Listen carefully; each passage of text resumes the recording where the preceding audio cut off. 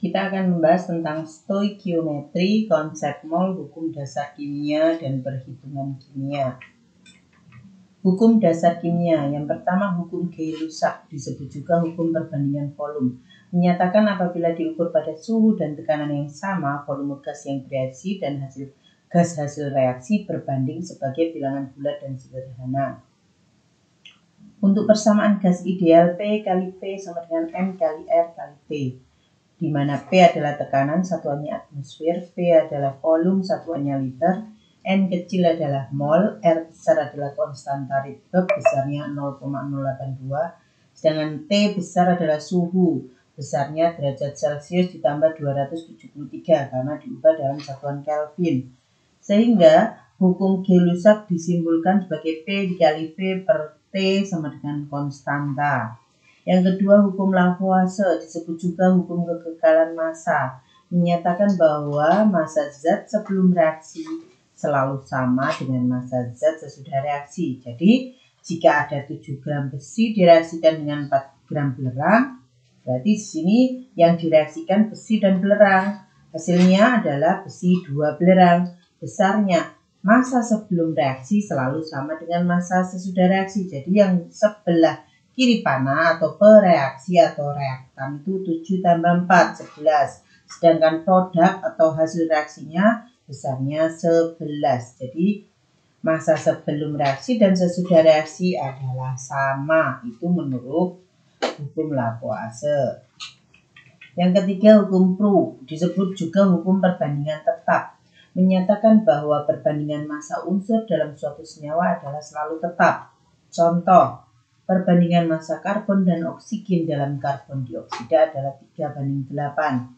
Jika 6 gram karbon direaksikan dengan 20 gram oksigen, maka massa karbon dioksida yang terbentuk adalah, kita tuliskan C dibanding O dibanding CO2. Di sini 3:8 sehingga CO2-nya adalah jumlah total perbandingannya 3 tambah 8 di sini 11. Jadi perbandingan C dibanding O dibanding CO2 adalah 3:8:11. Jika massa C adalah 6 gram, massa O-nya 20 gram, berapa massa CO2-nya? Maka ditentukan terlebih dahulu pereaksi pembatas atau pereaksi yang habis lebih dulu.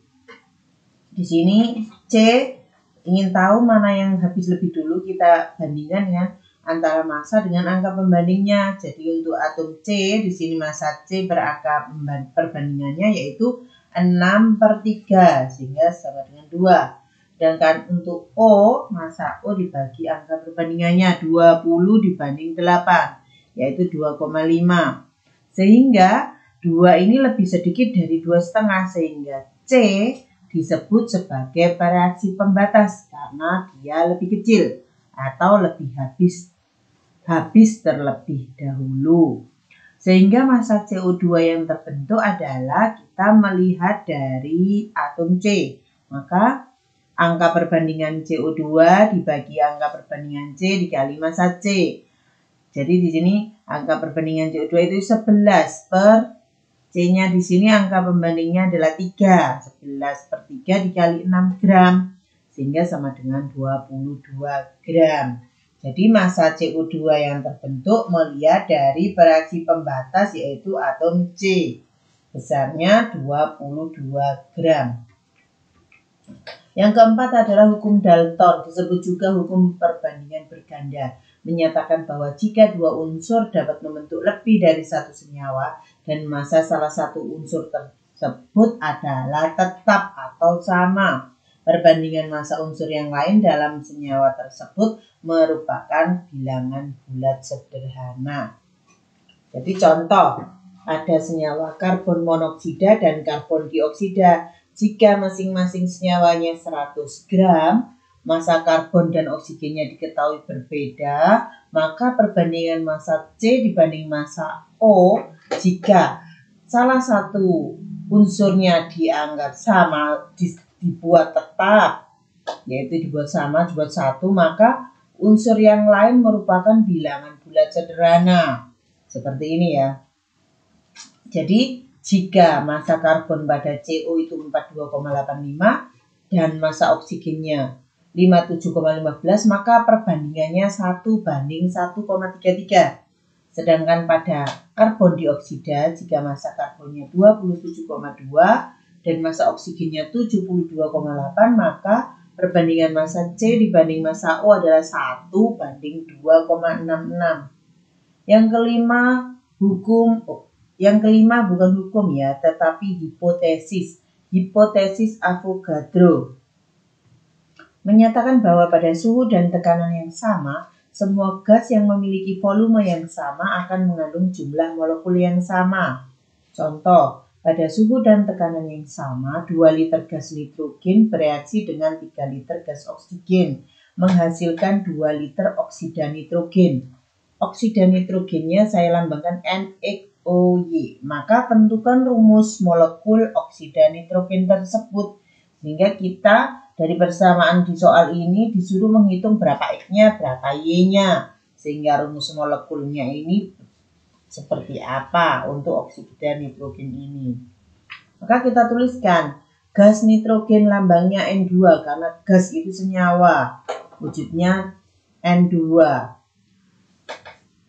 Di sini N2 wujudnya gas direaksikan dengan O2 atau gas oksigen, wujudnya gas menghasilkan NHOY, ini oksida nitrogen. Jika mula-mula gas nitrogennya itu 2 liter dan gas oksigennya itu 3 liter, sedangkan oksida nitrogen yang terbentuk adalah 2 liter, maka perbandingan volume sama dengan perbandingan koefisien, sehingga angka pada volume ini masuk sebagai koefisien pada persamaan reaksi. Jadi di sini pada 2 liter menjadi 2 N2 yang semula N2 saja. 3 liter menjadi 3 O2 semula kan 1 depannya. 3.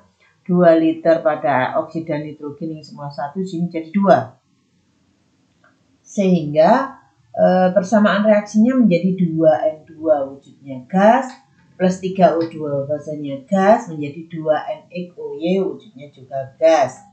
Kita samakan jumlah atom kiri panah dan kanan panah. Pada kiri panah atom N sebelah kiri panah ada 2 dikali 2 ada 4. Pada kanan panah atom N-nya ada 2 dikali X 2X. Sehingga untuk menghitung X-nya berarti 4 dibagi 2. Sehingga X sama dengan 2. Ada atom O di sini di kiri panah ada 6, 3 kali 2. Atom O kanan panah 2 dikali Y, sehingga 2Y. Sehingga Y-nya 6 dibagi 2. Y-nya sama dengan 3. Maka rumus molekul oksida nitrogen tersebut adalah jika X-nya 2 dan Y-nya 3, maka NHOY adalah N2O3. Namanya adalah dinitrogen trioksida. Selanjutnya kita akan bahas tentang konsep mol.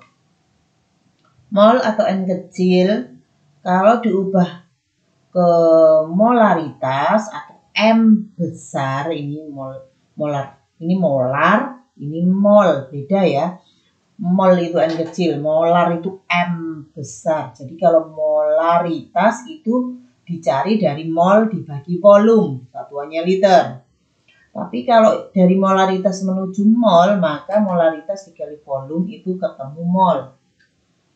Sedangkan dari mol ke massa diperoleh hubungan mol dikali massa atom relatif untuk unsur atau dikali massa molekul relatif untuk suatu senyawa. Ini untuk memperoleh massa dalam satuan gram. Sedangkan massa menuju mol dibagi AR atau MR. Mol menuju jumlah partikel. Partikel itu apa? Partikel itu bisa atom, bisa molekul, bisa ion. Jadi di sini kalau dari mol disuruh mencari jumlah molekul, berarti mol menjadi jumlah molekul atau jumlah partikel dikali bilangan Avogadro. Sedangkan jumlah partikel menuju mol dibagi bilangan Avogadro. Berapa bilangan Avogadro itu? 6,02 kali 10 pangkat 23. Sedangkan mol dengan volume di sini ada di keterangan selanjutnya, yaitu volume untuk mencari hubungan antara mol dengan volume. Yang pertama, jika pada keadaan standar atau STP Singkatannya standar temperatur pressure atau pada suhu 0 derajat Celcius dan tekanan 1 atmosfer, maka volume yang diperoleh nanti satuannya liter itu sama dengan mol dikali 22,4. Yang kedua, jika pada suhu kamar atau keadaan RTP, R-nya itu room temperature pressure, atau pada suhu 25 derajat Celcius dan tekanan 1 atmosfer, maka volumenya itu yang diketahui nanti dalam satuannya liter, volumenya itu sama dengan mol dikali 24,4. Jangan terbalik ya, yang pertama dengan yang kedua. Yang ketiga, jika pada suhu T dan tekanan P, maka menggunakan rumus gas ideal, yaitu P dikali P sama dengan N dikali R dikali T, di mana P besar ya, ini adalah tekanan, satuannya ATM atau dibaca atmosfer ini ya. Volume di sini V besar, satuannya liter. Sedangkan R besar itu konstanta Rydberg, besarnya 0,082. Sedangkan T besar suhu, harus dalam satuan Kelvin. Jadi jika pada soal ada dalam satuan derajat Celcius, maka diubah menjadi Kelvin dengan ditambahkan 273. Yang keempat, mol dengan volume mempunyai hubungan. Jika menggunakan perbandingan gas, maka mol gas pertama dibagi volume gas pertama sama dengan mol gas kedua dibagi volume gas kedua. Contoh soal tentang tata nama senyawa kimia, hukum dasar kimia, konsep mol bisa dilihat di link YouTube berikut.